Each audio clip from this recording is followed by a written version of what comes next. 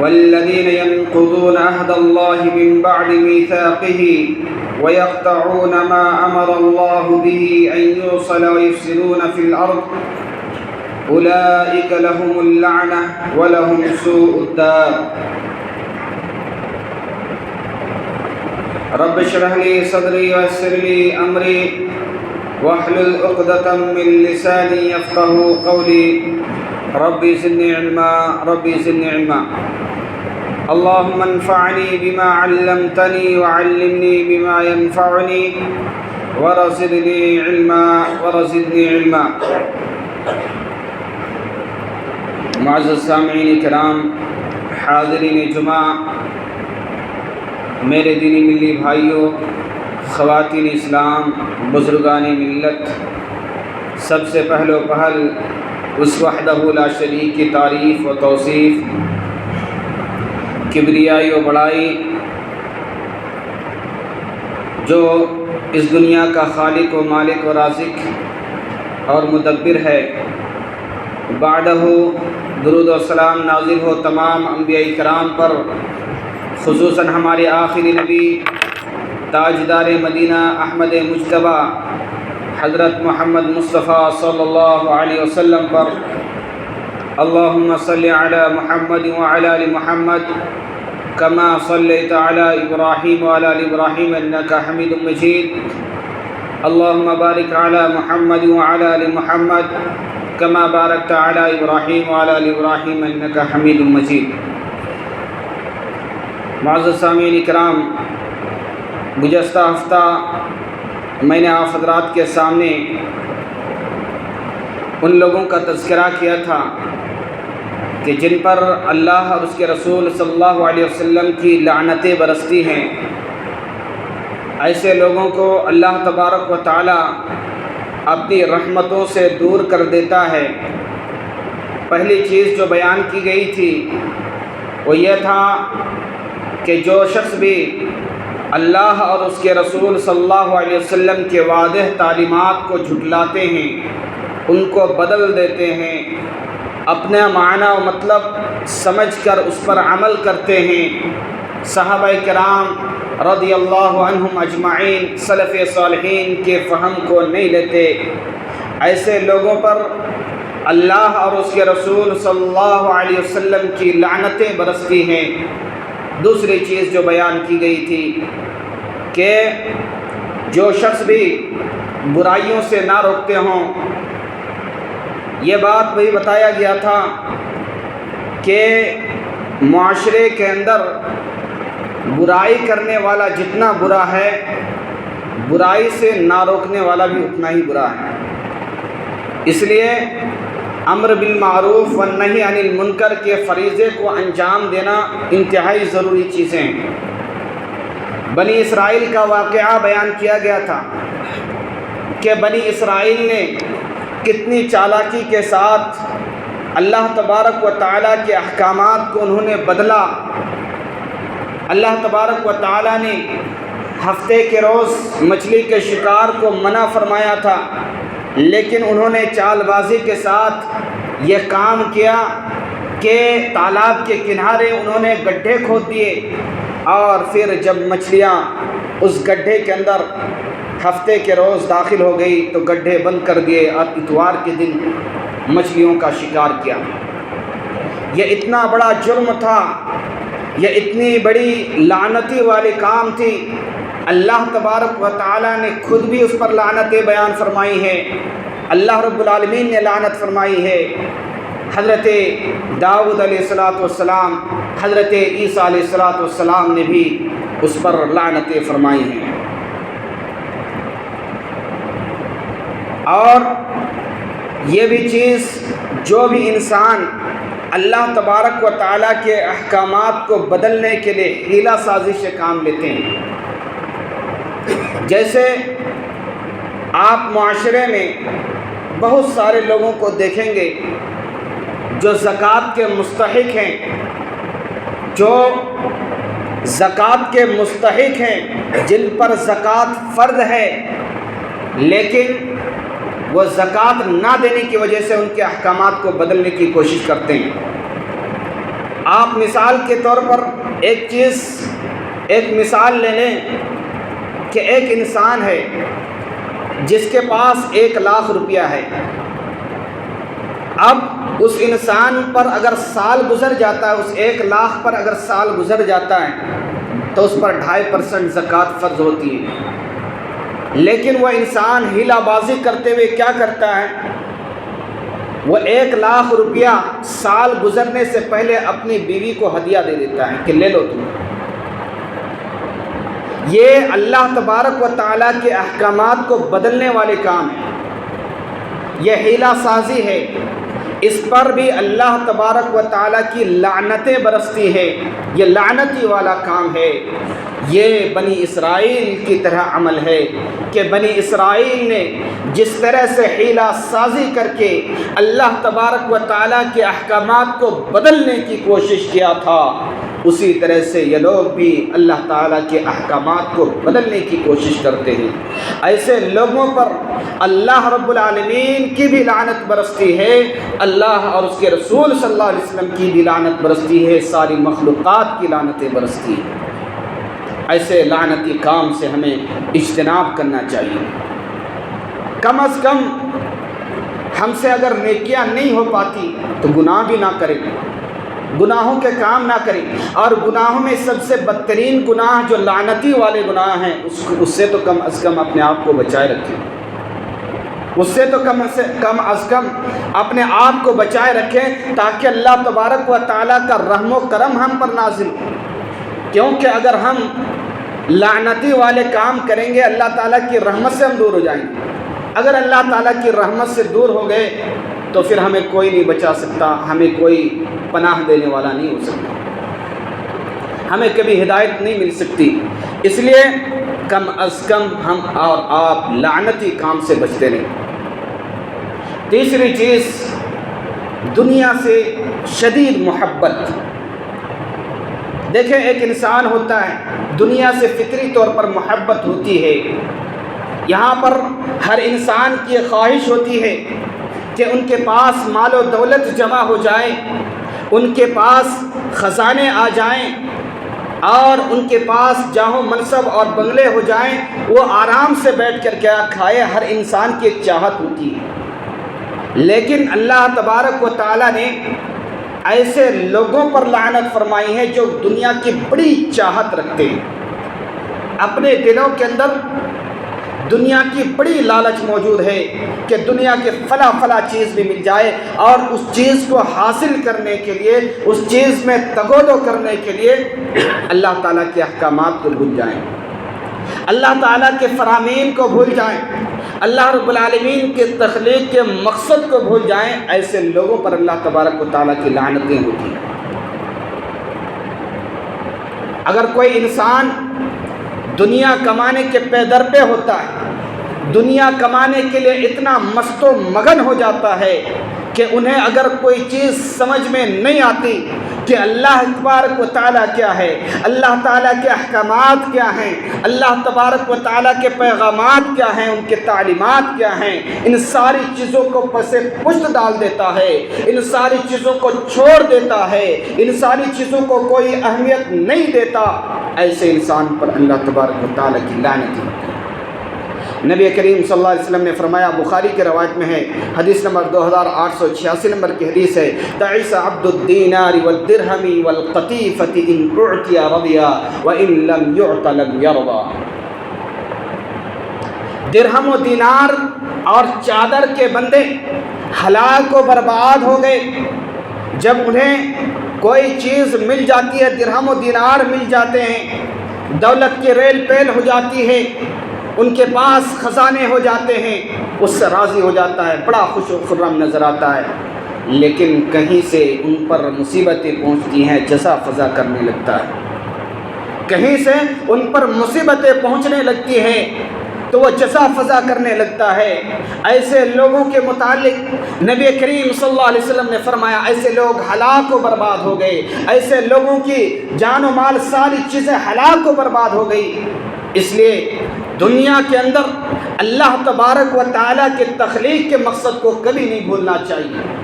اللہ رب العالمین نے ہمیں جس مقصد کے تحت پیدا کیا ہے، جو اللہ تبارک و تعالیٰ کی عبادت کرنا، یہ ہماری اولین ذمہ داری ہے، اس ذمہ داری کو ہم کبھی بھی فراموش نہ کریں، اس ذمہ داری کو ہم کبھی بھی نہ بھولیں۔ اور ترمذی وغیرہ کی روایت میں حدیث نمبر 2375 نمبر کی حدیث ہے کہ نبی کریم صلی اللہ علیہ وسلم نے فرمایا کہ درہم و دینار کا غلام ملعون ہے شخص جو درہم و دینار حاصل کرنے کے لیے کسی بھی حد تک جا سکتا، جو روپے پیسے حاصل کرنے کے لیے، ان کو کمانے کے لیے کسی بھی حد تک جا سکتے ہیں، حلال و حرام کی تمیز نہیں کرتے ہوں، سود خوری کے تمام تمیز نہیں کرتے ہوں، ایسے لوگوں کے لیے اللہ تبارک و تعالیٰ کی لعنتیں برستی ہیں، اور ایسے لوگوں کو اللہ تبارک و تعالیٰ اپنی رحمت سے دور کر دیتا ہے۔ اسی طرح سے وہ لوگ جو اللہ تبارک و تعالیٰ کے عہد و پیمان کو توڑتے ہیں اور زمین میں فساد پھیلاتے ہیں، رشتہ داریوں کو توڑتے ہیں، ایسے لوگوں پر بھی اللہ تبارک و تعالیٰ کی لعنتیں فرمائی ہیں۔ ان تینوں چیزوں کو اللہ تبارک و تعالیٰ نے سورہ رعد آیت نمبر 25 کے اندر بیان فرمایا، والذین ينقضون عہد اللہ من بعد میثاقہ ویقطعون ما امر اللہ بہ ان یوصل ویفسدون فی الارض اولئک لہم اللعنہ ولہم سوء الدار۔ اللہ تعالیٰ نے فرمایا کہ والذین ينقضون عہد اللہ، جو لوگ اللہ تبارک و تعالیٰ کے عہد و پیمان کو توڑتے ہیں۔ اللہ تبارک و تعالیٰ کے عہد و پیمان کو توڑنے کا کیا مطلب ہے؟ اللہ تبارک و تعالیٰ ہمیں دنیا میں بھیجنے سے پہلے عالم ارواح میں ہم سے یہ عہد و پیمان لے چکا تھا، الست بربکم، کیا میں تم سب کا رب نہیں ہوں؟ سارے لوگوں نے ایک زبان ہو کر یہ کہا تھا، قالوا بلا شہدنا، کیوں نہیں اللہ رب العالمین، ہم اس بات پر گواہ ہیں کہ آپ ہی ہمارے رب ہیں، آپ ہی ہمارے خالق اور مالک اور رازق اور مدبر ہیں، آپ ہی اس دنیا کے پالنہار ہیں، آپ ہی اس دنیا کے مالک ہیں، اور بادشاہت آپ ہی کے لیے ہے۔ یہ ہم تو پہلے ہی اللہ تبارک و تعالیٰ کے ہاں عہد اقرار کر چکے ہیں، ہمیں احساس نہیں ہے، اور اگر ہم دنیا کے اندر آنے کے بعد اس عہد و پیمان کو بھلا دیں تو ایسے لوگوں پر بھی اللہ تبارک و تعالیٰ کی لعنتیں برستی ہیں۔ اس کا ایک مطلب اور بھی ہے کہ ایک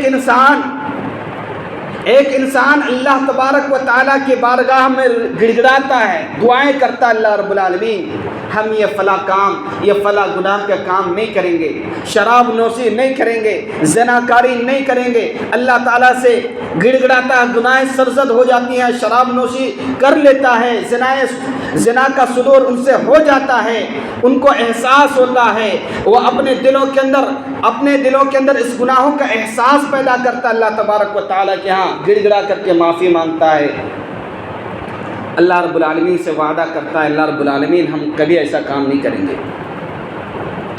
رات میں دعا کرتا ہے، صبح ہو کر کے شراب کے اڈوں پر نظر آتا ہے، پھر دعا کرتا ہے، شراب کے اڈوں پر نظر آتا ہے، زناکاری سے توبہ کرتا ہے، پھر زناکاریوں میں جا کر کے ملوث ہو جاتا ہے، بار بار اللہ تبارک و تعالیٰ سے عہد کرتا ہے، وعدہ کرتا ہے، وعدہ خلافی کرتا ہے، ایسے لوگوں پر بھی اللہ تبارک و تعالیٰ کی لعنتیں برستی ہیں۔ دوسری چیز جو اس آیت کریمہ کے اندر اللہ تبارک و تعالیٰ نے فرمایا، وَيَقْطَعُونَ مَا أَمَرَ اللَّهُ بِهِ أَن يُوصَلَ، اور اللہ تبارک و تعالیٰ نے جس چیز کو چھوڑنے کا حکم دیا اس چیز کو توڑ دیتے ہیں۔ اللہ تبارک و تعالیٰ نے رشتہ داریوں کو جوڑنے کا حکم دیا، رشتہ داریوں کو جوڑنے کا حکم دیا، رشتہ داریوں کے اندر دراریں پیدا کرنا، قطع تعلق کرنا، ان سے منہ موڑ لینا، یہ اتنا خطرناک کام ہے، اتنا بڑا جرم ہے کہ اللہ تبارک و تعالیٰ کی لعنتیں ایسے لوگوں پر نازل ہوتی ہیں، ایسے لوگوں پر اللہ تبارک و تعالیٰ کی لعنتیں نازل ہوتی ہیں۔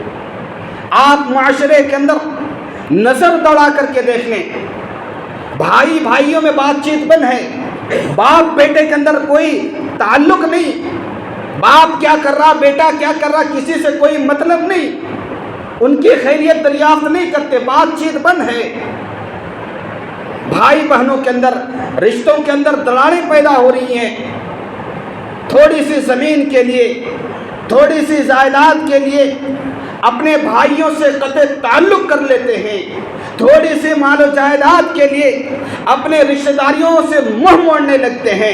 ایسے لوگوں پر اللہ تبارک و تعالیٰ کی لعنت برستی ہے۔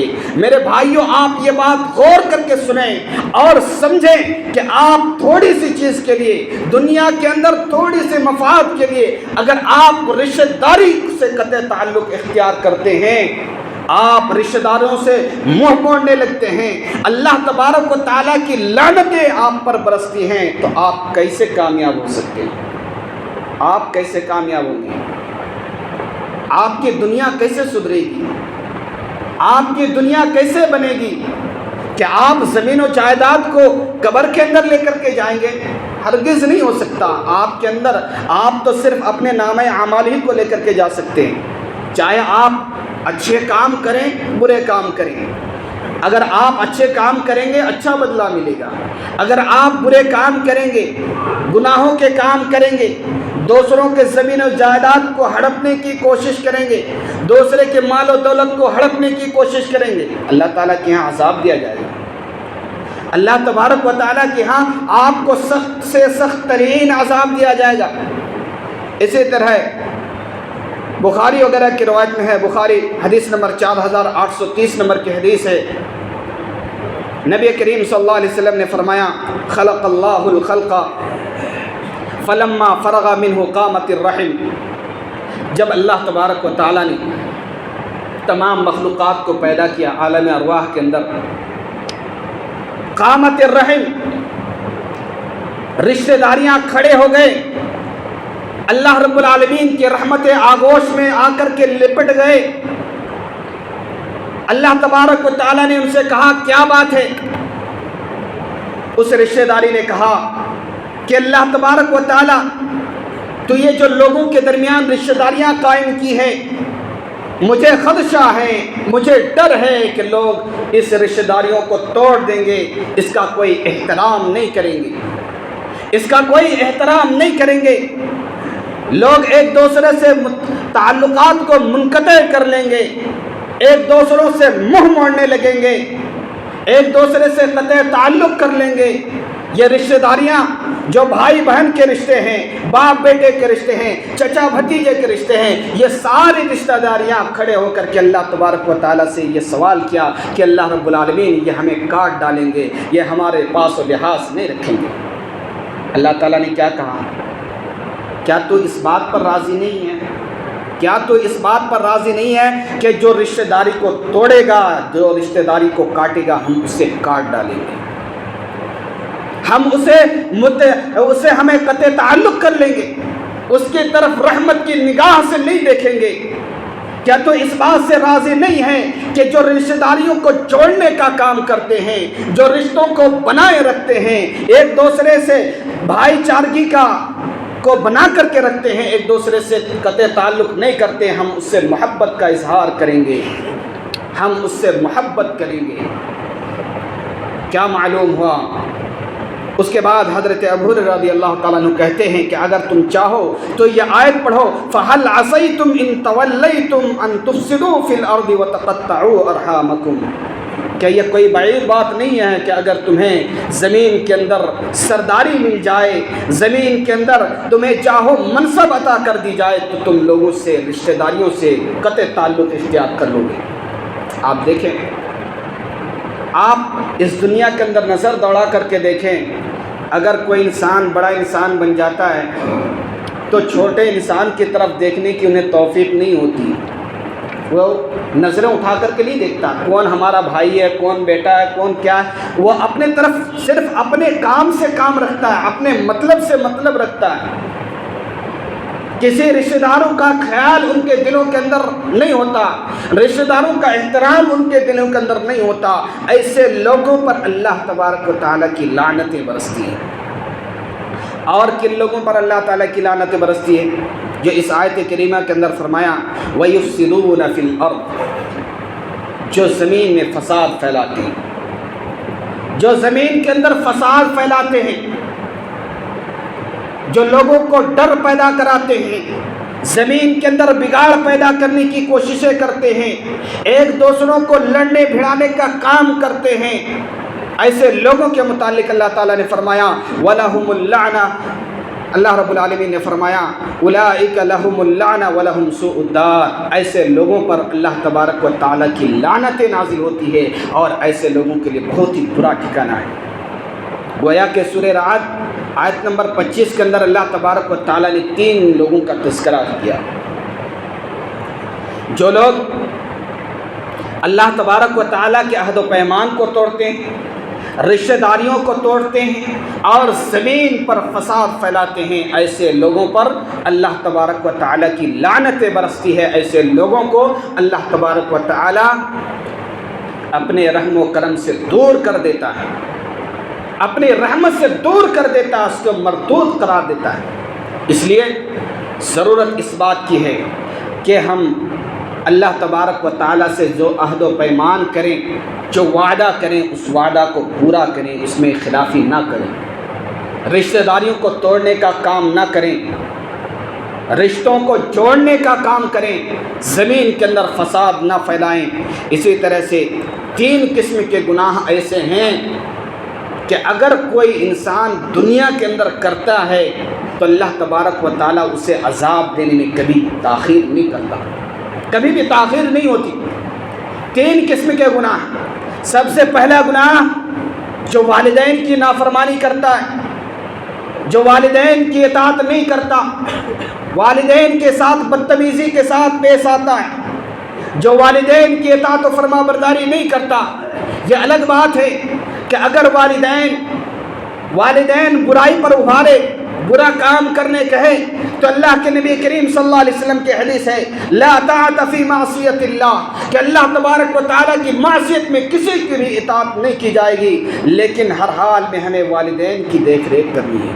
اگر کوئی انسان والدین کی نافرمانی کرتا ہے، اللہ تعالیٰ عذاب دینے میں تاخیر نہیں کرتا، اللہ رب العالمین عذاب دینے میں کبھی تاخیر نہیں کرتا، دنیا کے اندر ان کو عذاب مل کر کے رہتی ہے۔ اسی طرح دوسری چیز جو رشتہ داریوں کو توڑتا ہے، جو رشتہ داریوں کے توڑتا ہے، ایسے لوگوں پر بھی اللہ تبارک و تعالیٰ کی تو لعنت برستی ہی ہے، لیکن رشتہ داریوں کو توڑنے والے شخص کو اللہ تبارک و تعالیٰ دنیا کے اندر بھی عذاب کا مزہ چکھاتا ہے۔ تیسری چیز کیا ہے کہ جو ظلم کرنا، اگر کوئی انسان ظالم ہے، ظلم کرتا ہے، اللہ تبارک و تعالیٰ ان کی کمر توڑ کر کے رکھ دیتا ہے، اللہ رب العالمین ان کی کمر توڑ کر رکھ دیتا ہے، اللہ رب العالمین دنیا کے اندر ان کو عذابات میں مسلط کرتا ہے اور طرح طرح کے عذابات دیتا ہے۔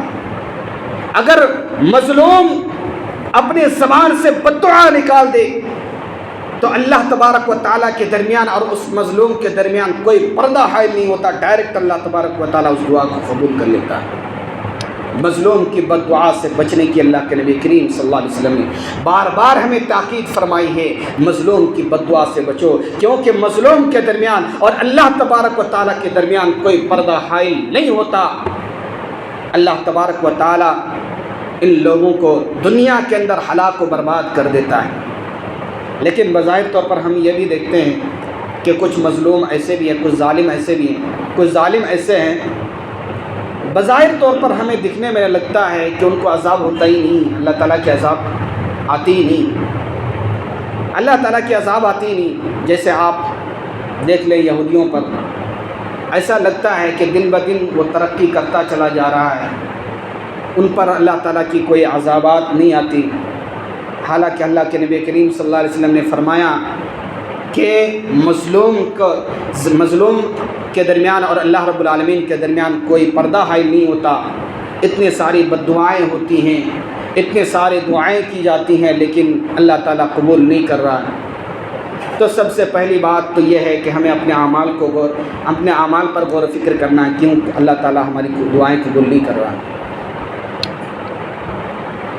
آپ یہ سوچ کر کے دیکھیں، صرف ایک مثال سوچ کر کے دیکھیں، ہم ہر نماز کے اندر یہ پڑھتے ہیں ایاک نعبد و ایاک نستعین، یہ اللہ تعالی ہم تیری ہی عبادت کرتے ہیں اور تجھی سے مدد طلب کرتے ہیں۔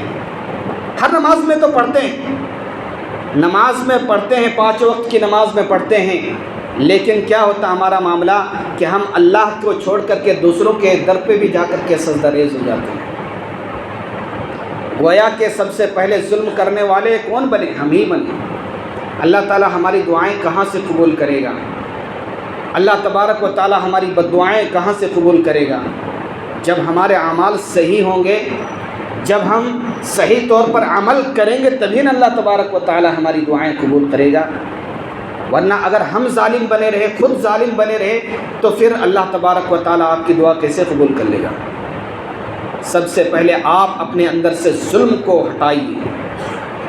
ہم اللہ تعالیٰ کی نافرمانی کر کے، اللہ اور اس کے رسول صلی اللہ علیہ وسلم کی مخالفت کر کے، اللہ اور اس کے رسول صلی اللہ علیہ وسلم کی تعلیمات کو پشے پشت ڈال کر کے ہم اپنے نفس پر ظلم کرتے ہیں۔ سب سے پہلے ظالم تو ہم ہی ہوئے، تو پھر اللہ تبارک و تعالیٰ ہماری دعا کیسے قبول کرے گا؟ ظالم کی دعا کہاں قبول ہوتی ہے؟ ظالم کی دعا اللہ تعالیٰ کیسے قبول کرے گا؟ اس لیے اپنے اعمال کو درست کرنے کی کوشش کریں۔ اسی طرح سے آگے اللہ کے نبی کریم صلی اللہ علیہ وسلم نے فرمایا، جو لوگ اللہ اور اس کے رسول صلی اللہ علیہ وسلم کو تکلیف پہنچاتے ہیں، ایسے لوگوں پر بھی اللہ تبارک و تعالیٰ کی لعنتیں نازل ہوتی ہیں۔ اللہ تبارک و تعالیٰ نے سورہ احزاب آیت نمبر 57 کے اندر فرمایا، ان الذین یؤذون اللہ ورسولہ لعنہم اللہ فی الدنیا والآخرہ وأعد لہم عذابا مہینا۔ اللہ تعالیٰ نے فرمایا کہ جو لوگ اللہ اور اس کے رسول صلی اللہ علیہ وسلم کو اذیتیں پہنچاتے ہیں، ہم اللہ تعالیٰ کو کیسے اذیتیں پہنچاتے ہیں؟ اللہ تعالیٰ کی نافرمانی کر کے، اللہ رب العالمین کو سجدہ کے بغیر، یعنی اللہ رب العالمین کو سجدہ نہ کر کے دوسروں کے غیر میں، دوسروں کے مزاروں پر جا کر کے سجدہ ریز ہوتے ہیں، یہ اللہ تبارک و تعالیٰ، اللہ رب العالمین کی ناراضگی اس پر نازل ہوتی ہے۔ یہی اللہ تبارک و تعالیٰ کو تکلیف پہنچانے کا مطلب ہے۔ اور نبی کریم صلی اللہ علیہ وسلم کو تکلیف پہنچانے کا مطلب یہ ہے، نبی کریم صلی اللہ علیہ وسلم کے تعلیمات کو ٹھکرا دیا جائے، نبی کریم صلی اللہ علیہ وسلم کے تعلیمات کو ٹھکرا دیا جائے، شریعت کے مذاق اڑائے جائیں، شریعت مطہرہ کے مذاق اڑائے جائیں، حدیثوں کے مذاق اڑائے جائیں۔ بہت ساری چیزیں ہیں۔ آپ اپنے معاشرے کے اندر دیکھیں، بہت سارے لوگوں کو آپ کہتے ہوئے، آپ کو یہ کہتے ہوئے ملیں گے کہ دیکھو یہ رفع دین کرنے والے، یہ آمین کہنے والے، یہ وہابیوں کو دیکھو جو زور سے رفع دین کرتا ہے یا آمین کہتا ہے۔ اس طرح کی باتیں، اس طرح کی تانا زنیاں آپ نے بہت سنے ہوں گی سوشل میڈیا کے اندر، اور براہ راست بھی آپ نے سنے ہوں گے۔ ایسے لوگ ہم لوگوں کو تانا نہیں دیتے، کس کو تانا دے رہے ہیں؟ مذاق کس کا اڑایا جا رہا ہے؟ اللہ کے نبی کریم صلی اللہ علیہ وسلم کی حدیث کی مذاق اڑائی جا رہی ہے۔ ایسے لوگوں کو سمجھنا چاہیے، ایسے لوگوں کو ڈرنا چاہیے۔ اللہ تبارک و تعالیٰ کی لعنتیں ایسے لوگوں پر نازل ہو رہی ہیں، اللہ تبارک و تعالیٰ کی لعنت اور اللہ رب العالمین کے پھٹکار کے وہ شخص مستحق ہو رہے ہیں جو اس طرح کی باتیں کرتے ہیں۔ ہمیں کچھ نہیں لگتا، اگر کوئی انسان اس طرح کی باتیں کرتا تو ہمیں کچھ بھی نہیں، کوئی فرق نہیں پڑتا۔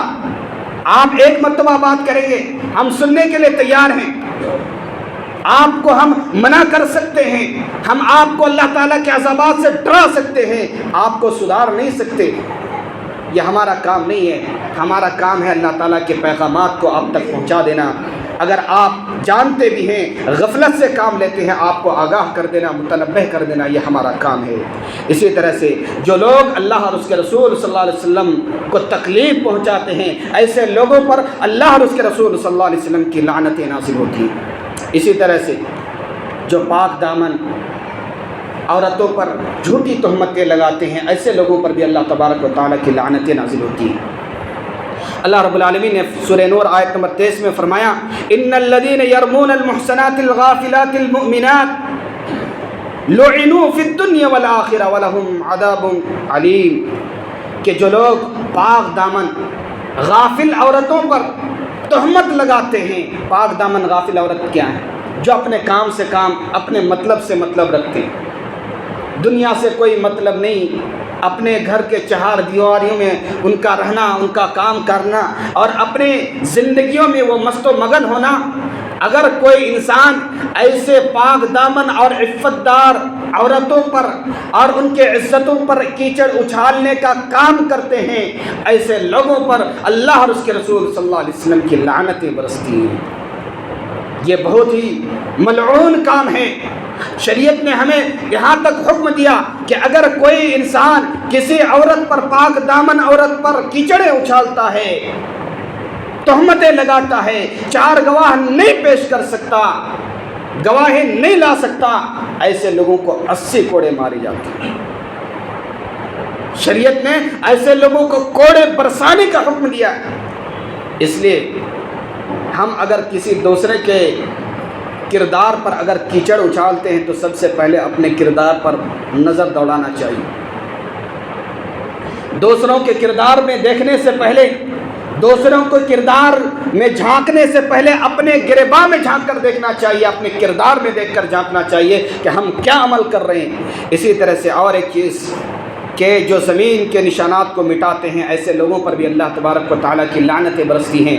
اور اسی طرح سے جو انبیاء کرام علیہم السلام کے قبروں پر مساجد بناتے ہیں، نبی کریم صلی اللہ علیہ وسلم نے اپنے مرض الموت میں آخری اوقات میں آپ صلی اللہ علیہ وسلم نے یہ بیان فرمایا کہ لعن اللہ الیہود والنصارى اتخذوا قبور انبیائہم مساجدا۔ بخاری کی روایت میں ہے، حدیث نمبر 4441 نمبر کی حدیث ہے۔ نبی کریم صلی اللہ علیہ وسلم نے فرمایا یہودیوں اور نصارہ پر اللہ تبارک و تعالیٰ کی لعنتیں برسے کہ جنہوں نے اپنے انبیاء کرام علیہم السلام کے قبروں پر سجدہ گاہ بنا لیا۔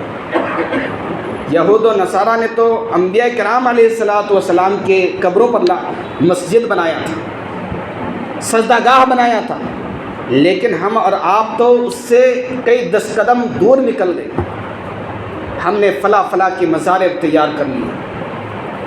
ایسے ایسے مزارات ہیں جس میں انسان بھی دفن نہیں ہے، جس میں انسان نہیں دفن ہے، حیوان اور جانور دفن ہیں، حیوانات اور جانور دفن ہیں، اس میں جا کر کے سجدہ ریز ہوتے ہیں۔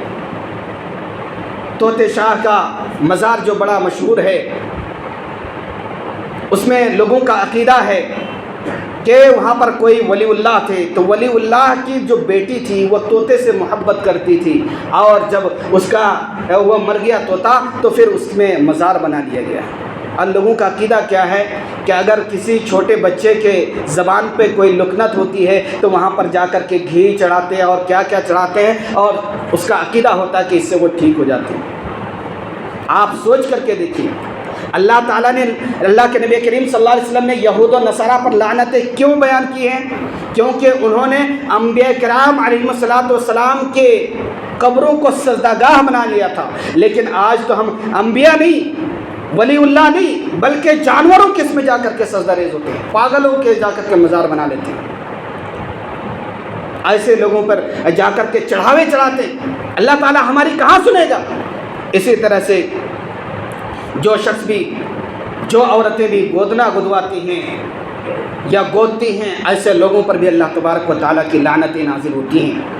نبی کریم صلی اللہ علیہ وسلم نے فرمایا لعن اللہ الواشمات المستوسمات، اللہ تبارک و تعالیٰ کی لعنتیں ہیں گودنا گدنے والے اور گدوانے والے عورتوں پر لعنت ہے۔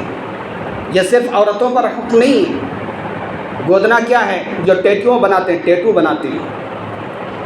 آج کل یہ فیشن چل چکا ہے کہ اپنے محبوبہ کا نام اپنے ہاتھوں پر لکھانا اور طرح طرح کی چیزیں لکھانا، یہ فیشن چل چکا ہے۔ ایسے لوگوں پر اللہ اور رسول صلی اللہ علیہ وسلم کی لعنتیں برستی ہے، اور اللہ رب العالمین ایسے لوگوں کو اپنی رحمتوں سے دور کر دیتا ہے۔ اسی طرح سے جو حلالہ کرتے ہیں اور حلالہ کرواتے ہیں، ایسے لوگوں پر بھی اللہ تبارک و تعالیٰ کی لعنت ہوتی ہے اور نبی کریم صلی اللہ علیہ وسلم کی لعنتیں ہوتی ہے۔ اور اسی طرح سے جو سودی کاروبار کرتے ہیں، سود کھاتے ہیں، ایسے لوگوں پر اللہ تبارک و تعالیٰ کی لعنتیں ہوتی ہیں۔ نبی کریم صلی اللہ علیہ وسلم نے فرمایا لعن رسول اللہ صلی اللہ علیہ وسلم آکل الربا وموکلہ وکاتبہ وشاہدیہ، کہ جو شخص بھی سود کھاتے ہیں اور سود کھلاتے ہیں اور اسی طرح سے جو سودی کاروبار کرتے ہیں، جو گواہی دیتے ہیں اور جو لکھتے ہیں، اس کو سارے لوگوں پر لعنتیں نازل ہوتی ہیں۔ لہذا ایسے لعنتی والے کاموں سے ہمیں اب آپ کو بچنا چاہیے۔ ایسے لعنتی کام سے ہمیں اور آپ کو چکنا رہنا چاہیے۔ لہذا آخر میں اللہ رب العالمین سے دعا ہے، اللہ رب العالمین ہم تمام مسلمانوں کو ان لعنتی والے کاموں سے بچائے۔ اللہ رب العالمین ہم گنہگار ہیں، خطا کار ہیں، یا اللہ رب العالمین تو ہمارے گناہوں کو خطاؤں کو معاف فرما۔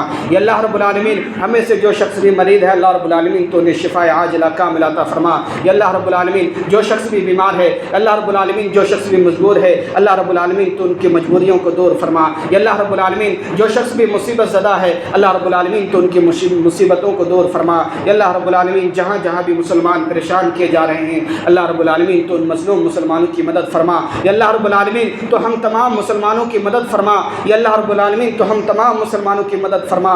یا اللہ رب العالمین تو ہم تمام مسلمانوں کی اصلاح فرما۔ یا اللہ رب العالمین تو ہم تمام مسلمانوں کو 5 وقت کی نماز بجماعت ادا کرنے کی توفیق عطا فرما۔ یا اللہ رب العالمین جب تک ہم اس دنیا کے اندر زندہ رہیں ایمان و اسلام کی حالت میں رہیں، جب ہمارا خاتمہ ہو ایمان و اسلام کی حالت میں ہو۔ آمین وآخر دعوانا الحمدللہ رب العالمین۔ بارک اللہ لنا ولکم فی القرآن العظیم ونفعنی وإیاکم بالآیات والذکر الحکیم، انہ تعالی جواد کریم ملک رؤوف رحیم۔